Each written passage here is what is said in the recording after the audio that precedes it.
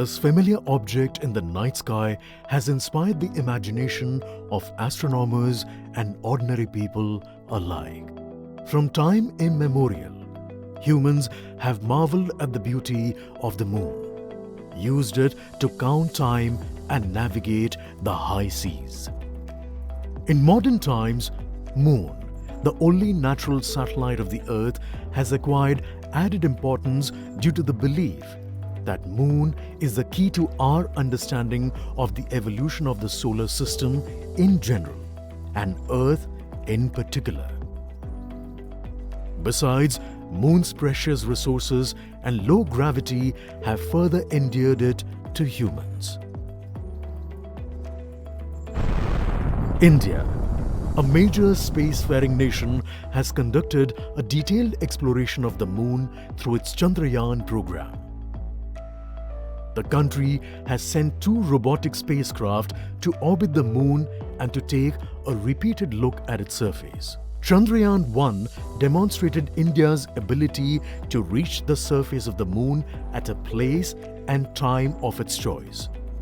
And with it, India became the 4th country to reach the surface of the Moon in November 2008. Besides, Chandrayaan-1's conclusive discovery of water on the Moon in 2009 was praised as a path-breaking discovery. The follow-on mission, Chandrayaan-2, had an orbiter, a lander called Vikram, and a rover named Pragyan. In the past 4 years, the orbiter has repeatedly observed the lunar surface and even today is working satisfactorily. Now, 3,900 kilograms Chandrayaan-3 spacecraft is being sent to the Moon with the objective of making yet another focused attempt to slowly land on the lunar surface and to explore it with the help of a rover. Following the spacecraft launched by India's most capable rocket LVM-3, the Chandrayaan-3 lander carrying a rover within it will be carried into an orbit around the Moon by the propulsion module.